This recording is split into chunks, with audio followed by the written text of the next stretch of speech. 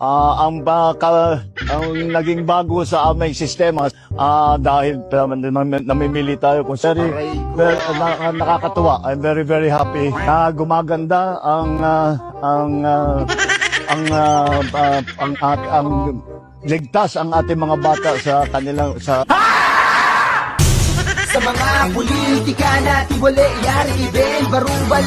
Nandito na yung pinakamagtago ka. Kung isa ka sa kanila, hamalas ka. Pag nakita ka niya, hayari kang talaga.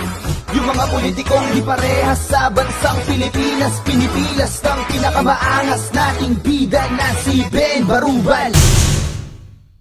All lights, camera rolling, sona! Isang taon na ang nakalipas mula noong huli akong tumayo rito upang ilantad ang katiwalian na nadiskubre namin sa mga flood control project. Ikaw pala nakadiskubre? Bakit yung GAA pinirmahan mo? Alam mo na palang may katiwalian tapos yung General Appropriations Act inaprubahan mo? Tapos ang yabang mo pa, sabi mo, binasa mo yung 4,057 pages, ibig sabihin pinayagan mo. Nireview mo, inanalyze mo, tapos pinirmahan mo. Dalawa lang yan, kung hindi ka tanga, mastermind ka rito. Ikaw pala nakadiskubre, tapos nung 2025 ang yabang mo pa. Ang sabi mo pa, just last month I had to read 4,057 pages of the General Appropriations Act. Pinagmalaki mo pa. May katiwalian pala, pirma ka ng pirma. Tapos ngayon, pa-victim ka, patay mali siya, tanga-tangahan ka. Ang lakas mo magpatawa, ikaw nagbigay ng go signal sa kanila. Yung mga tao, pinaiikot-ikot lang. Magpapasa ng NEP, yung bangag na yan. Tapos mag-i-insert sa BICAM, na puro blanco naman. Tapos gagawing enroll bill, na kung tawaging GAB, para maging General Appropriations Act, tapos pipirmahan. Just last month, I had to read 4,057 pages of the General Appropriations Act for 2025. Because I reviewed it, analyzed it, and, yes, in parts, vetoed it. Meanwhile, Wala kaming makita na kahit isang hollow block, isang ng simento, walang equipment dito. Lahat itong project na ito, ghost project. Sinungaling. Ang totoo, hindi mo na-discover kasi talagang alam mo na. Pwera na lang kung pinirmahan mo yung GAA na hindi mo binabasa. Ang alam naming nagsiwalat, yung Bagyo sa si Joel Villanueva. Puro speech daw siya, 2023 pa. 2023! Panay speech na ni Joel Villanueva sa flood control! Hindi po tayo masisinda. Hindi po tayo matatakot. meanwhile, Matatapang! Matatalino! Walang takot!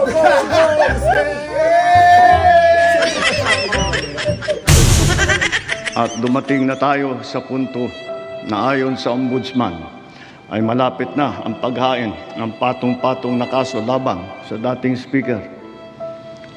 Masakit man sa akin ito, ngunit kailangan nating gawin ang tama. Tapos palakpakan naman kayo. Hindi nyo ba narinig? Malapit na. Ibig sabihin, hindi pa tayo sure kung makukulong talaga. Si Boying pa, pabago-bago yan ng salita. Biruin mo yung hinog na nagiging hilaw pa. Saka sino bang speaker yan? Ano bang meron sa speaker na yan? Bakit hindi mo mabanggit-banggit yung pangalan? Yan ba yung speaker na tinutukoy ni Luistro dyan? Kakasuhan nyo, the best ever speaker yan? The best ever Speaker of the Congress of the Philippines. Paano ba yan, Luistro? Narinig mo naman siguro. Yung best speaker mo, tatadtarin ng patong-patong na kaso. Abay, pagtanggol mo, di ba pinaulanan ka ng biyaya neto? Ang gawin mo, pakiusapan mo si Boying tapos sayawan mo ng ganto. Dalawa lang yan, pagtatanggol mo o ilalaglag mo. Sa tutuusin, mapuputukan ka rito. Bumaha ng maleta ka mo, biyaya ka mo. Sa lahat ng pinaulanan ng biyaya ng speaker nyo, sa next administration, humanda kayo. Sa panahon ni Speaker Martin Romualdez, correct me if I'm wrong, bumaha at bumagyo ng biyaya dito sa ikalawang distrito ng ating... The national budget is not conceived, executed, implemented, bidded out, supervised, and completed by one congressman or even by Congress alone, and certainly not by the Speaker of the House. How can I be the mastermind? Kung hindi ikaw, sino? Eh sabi ng pinsan mo malapit nang ihain yung patong-patong na kaso mo. Mga magnanakaw kayo, nagtuturoan pa kayo. Sino ba talaga huling nag-execute at pumirma sa inyo? The national budget does not depend on just one person. The budget does not begin in the House. It begins in the executive. Executive? Ibig sabihin siya. Eh bakit tinuturo ka niya? Tapos ituturo mo siya. Ang dami niyo pang paligoy-ligoy, ayaw niyo pa sabihin kayong dalawa. And I'm telling everyone now, I will not go quietly and I will not go alone. I will not be the fall guy for other people's corruption. Tinatakot mo yata yung pinsan mo eh. Ang dami mo pang sinasabi, kumanta ka na kasi. Sa tono ng pananalita mo, yung pinsan mo parang babanggain mo na eh. Baka nakakalimutan mo, siya yung presidente. Kumbaga, ang utos ng hari, hindi pwedeng mabali. Si Saldi ko sinasabayan ako eh. Hindi ako pangulo ng aking pamilya. Sinungaling, Hindi ako pangulo ng aking kaibigan. sinungaling. Hindi ako pangulo ng aking pamilya. Napakasinungaling mo. Mapunta tayo sa PCIJ. O ito, tingnan mo. Dito pa lang sa inilabas ng PCIJ, makikita mo na kung sino ang dalawang pinakamalaking buhaya sa Kongreso. Yung dalawang distritong nakatanggap ng Lion's Share. O kung tawagin nila, espesyal na pondo. Ang pangalawa sa listahan, sa Leyte, unang distrito.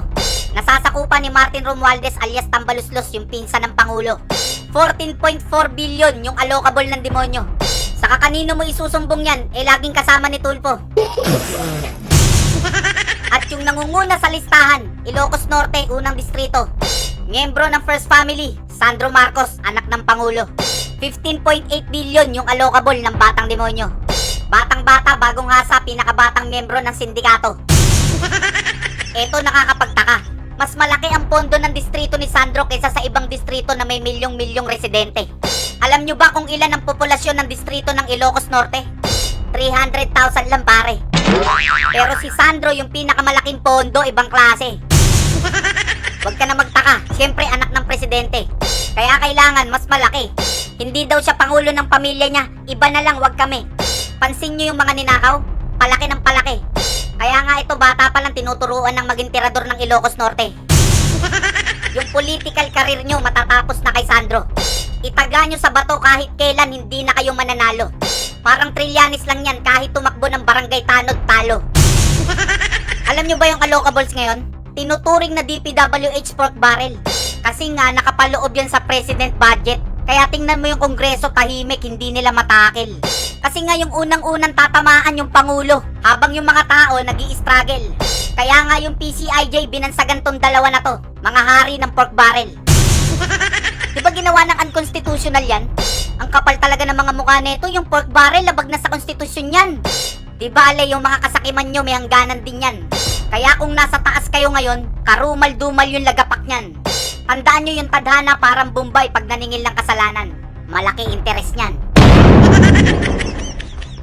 Sa inilabas na listahan ng PCIJ o ng Philippine Center for Investigative Journalism kamakailan, makikita ang 15 mga distrito na nakatanggap di mano ng Lion's Share o pinakamalaking parte mula sa espesyal na pondo ng DPWH. At ang nanguna sa listahan, ang unang distrito ng Ilocos Norte, kung saan ang tumatayong congressman, ang presidential son, Sandro Marcos. Sumunod naman sa kanya, ang Leyte 1st District, na distrito naman ng pinsan ng Pangulo, ang dating House Speaker Martin Romualdez. Sa PCIJ report, binansagan sina Congressman Marcos at dating Speaker Romualdez bilang pork barrel kings. Tapos sasabihin mo na hindi ka pangulo ng pamilya mo? Patunayan mo, tapos paimbestigahan mo pati anak mo. Baka nakakalimutan mo, majority leader yan si Sandro. At kanang kamay ng pinsan mo. Patuloy pa rin ang programang Benteng Bigas Meron Na. 20 pesos. Hindi mo kami makukuha sa ganyang paandar. Wala kang ginawa dyan kundi magpastar. Sa 20 pesos na bigas mo, ang daming naasar. 20 pesos ka ng 20 pesos, hindi mo sinasabi yung lugar. Gagawin mo pa kaming manghuhula, hindi namin alam kung saan hahanapin. Kung mamamasahe ba kami o lalakarin. Saka siguraduhin mo yung 20 pesos na bigas mo kayang kainin. Bago mo ibigay sa amin, ikaw muna kumain. Di ba nung nakaraan lang namigay ka ng bigas? Para sa zona mo, meron kang ipagmayabang. Tinatakan pa nila ng bawat bayan makikinabang. Biruin mo 10 kilo yung usapan. Pagkatapos 8 kilo ng tinimbang. 2 kilo yung ninakaw, yung kulang. Tinimbang ngunit kulang ang ilan sa mga bigas na ipinamahagi sa ilalim ng programang Bawat Bayan Makikinabang o BBM ng Administrasyong Marcos. 10 kilo ang nakatatak sa balot ng mga bigas pero nang magtimbang ang ilan na bigyan sa Mandaluyong City, lumabas na 8 kilo lamang ang ilan. 10 kilo daw. Pati mga tao lolokohin nyo pa. Biruin mo ayuda na lang nanakawin pa. Bawat bayan makikinabang, sinungaling ka. Kahit san mo tingnan, kayo lang ang nakikinabang talaga. Directed against our dignity and self-respect, Filipinos are a noble, kind, gracious, and great race. We are not greedy. We are not racists. We are not liars. We are not liars. Buti hindi ka tinamaan ng kidlat. Sa sobrang sinungaling mo, pati si Taning napakindat. Sa'yo na lang daw yung impyerno niya, siya na lang daw yung lalayas. Sa sobrang sinungaling mo daw, baka siya pa yung mag-adjust. Kunwari pang galit ka sa China, parehas lang naman kayo. Kung yung China magnanakaw ng teritoryo, kayo magnanakaw kayo ng kinabukasan ng Pilipino. Biruin nyo, kapwa nyo Pilipino, ninanakawan nyo. Tapos galit sa China, sino niloko mo? Mas malala ka pa sa China, loko. Kung sa tutuusin nga, yung bata mong si Tariela yung unang nag-provoke sa China. Pinapangit niya yung mukha ni Xi Jinping tapos inasar niya. Nilagyan niya ng muscle, ginawan niya ng AI, ininsulto niya. Tapos nung ginantihan siya, tinawag siyang unggoy, magagalit siya. I would not allow the Chinese government to call me monkey. Grabe naman kasi yung China. Tawagin ba namang unggoy si Tariela? Pwede namang aso, buhaya. Bakit naman kasi unggoy pa talaga? Close up mo nga. Side view. Front view. Back view. Ano Ben? Back view. Tingnan nyo nga. Kamukha nga ni Aga Gomez. Pangitiin mo. O, kamukha ni Richard Dantes. Pag close up, kamukha ni John Lloyd.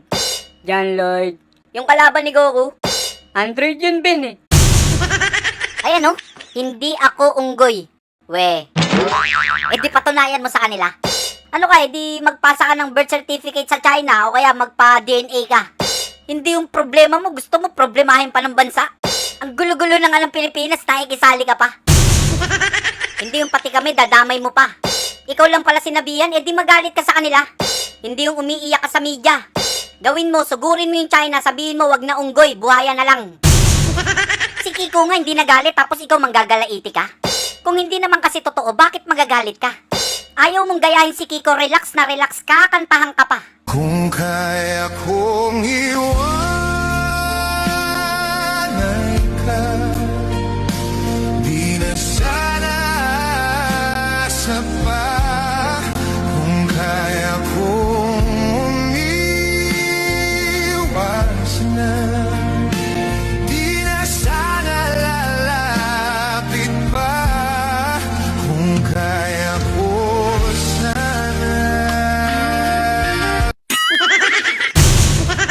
Gagi, baka magalit si Ate Shawi. Ang tawag niya pa naman dyan, baby. Biruin mo, Richard, Robin, Gabi. Sabay Kiko, puti ka nung sinabi ni Sam Melby. Sa lahat ng mga ginagawa natin sa sektor ng enerhiya, maninaw din sa pamahalaan ang hinaing ng taong bayan na pababain ang presyo ng kuryente sa bansa. Hinintay mo pa talaga yung zona mo bago nyo amyendahan yung epiralo na yan. Tanggalin nyo na yung 12% VAT tapos brasuhin nyo yung mga oligarko dyan. Last year pa pinanukala ni Senator Marcoleta yan. Pinaglalaban na ni Senator Marcoleta yan bago mo pa sinabi yan. Ba't nyo nilagyan ng 12% VAT? Sino bang may idea nun, Mr. Chair? Wala naman dapat. Basahin po ninyo yung IPIRA in its original form. Wala talaga eh. Bigla na lang nagkaroon ng 6% VAT pagkatapos binigyan na naman ng another 6%. Kaya, tanggalin natin yun. A sounding rocket. Teka, ano daw? A sounding rocket launch test is slated for next year. Yes, we are going to launch a rocket into space. Ang lakas oh. Oh my God. Ang lakas oh. Ang lakas talaga, biruin mo, ang daming pwedeng isipin, rocket pa talaga naisip niyan. Palibasa kasi magaling sa rocket yan. Talagang naniniwala na ako yung script mo, ikaw nagsulat niyan. Bukod sa puro kasinungalingan, walang laman. Abangan mo sa 2028, itatali ka namin dyan.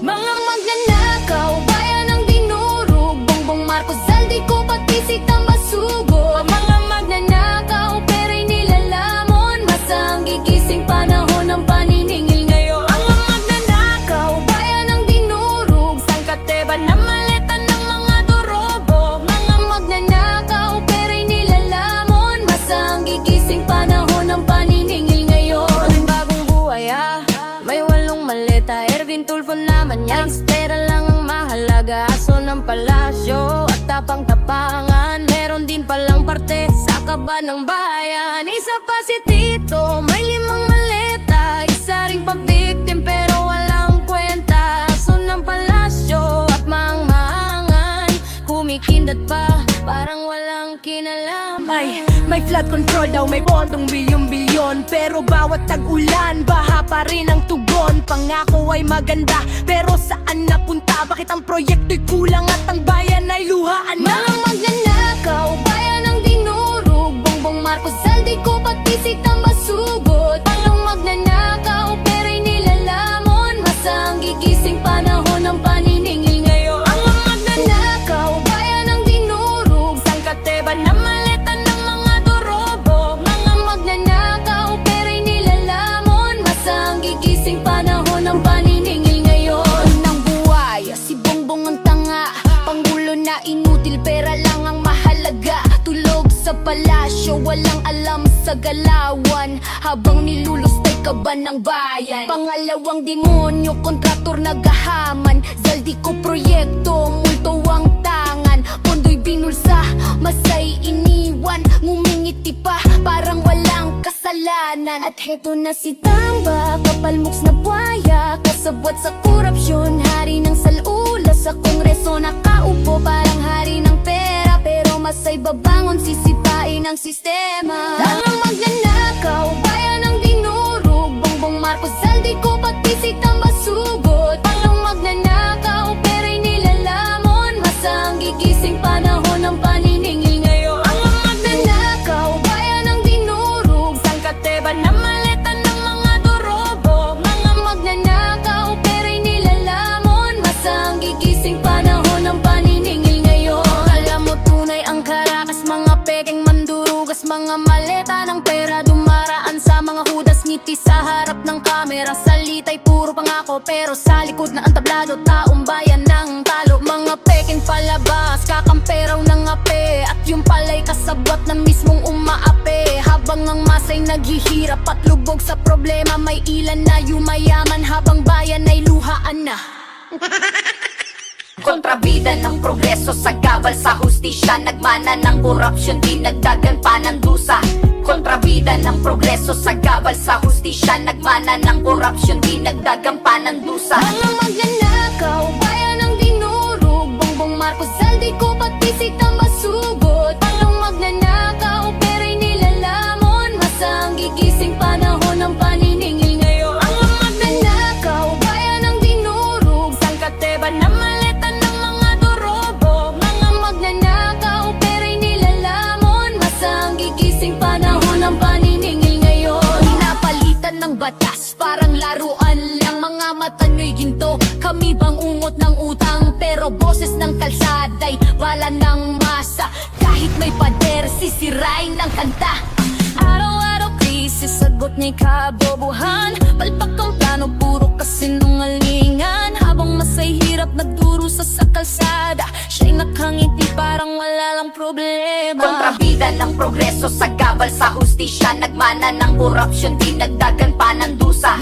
Kontrabida ng progreso sa gabal sa hustisya, nagmana ng korupsyon, dinagdagan pa ng dusa. Mga magnanakaw, bayan ang dinurog, Bongbong Marcos, Saldico, pati si Tambasugot. Walang magnanakaw, pera'y nilalamon, masa ang gigising panahon ng paniningil ngayon. Mga magnanakaw, bayan ang dinurog, sangkateba na maleta ng mga dorobo. Mga magnanakaw, pera'y nilalamon, masa ang gigising panahon ng paniningil ngayon. Mga hari ng bulsa nakangiti sa kamera, masay nilulunod sa gutom at problema. Katawan namin pagod, dugo namin binigay, pero kaban ng bayan sa bulsa nyo'y nakalagay. Mga matay nakapikit, kami di nyo nakikita, ngunit galit ng tao'y apoy nasisikla bigla. Hoy, kawatan maririnig, ang tinig aya'y mag-aalab, di nyo kayang supilin. Kontrabida ng progreso sa gabal sa hustisya, nagmana ng korupsyon, dinagdagan pa ng dusa.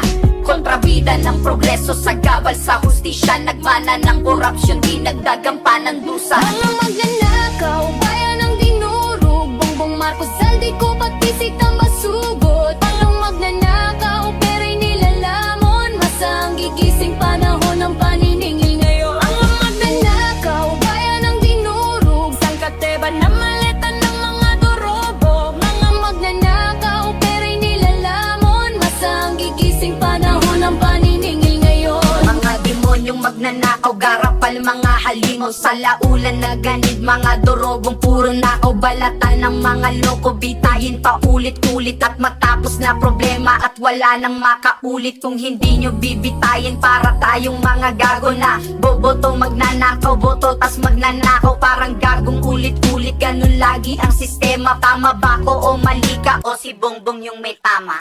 Kung saan-saan lang puro forma at drama, walang malasakit pati bansay pinaasa. Habang kurakot malayang kumikita, masay nagutom kailan matatama. Mga magnanakaw, bayan ang dinurog, Bongbong Marcos, Saldico, pati si Tambasugot. Walang magnanakaw, pera'y nilalamon, masa ang gigising panahon ng paniningil ngayon. Mga magnanakaw, bayan ang dinurog, sangkateba na maleta ng mga dorobo. Mga magnanakaw, pera'y nilalamon, masa ang gigising panahon ng paniningil ngayon. Bitay, bitay, sigaw ng kalsada, wakasan ng ganit, tapusin ang basura.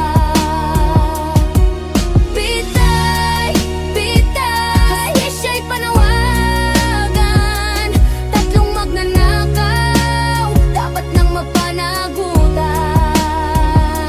Tatlong magnanakaw, bayan ang dinurog, Bongbong Marcos, Saldico, pati si Tambasugot. Walang magnanakaw, pera'y nilalamon, masa ang gigising panahon ng paniningil ngayon. Tatlong magnanakaw, oras nyo'y tapos na, bayan ang huusga, katapusan nyo'y selyado na. Hoy, hoy!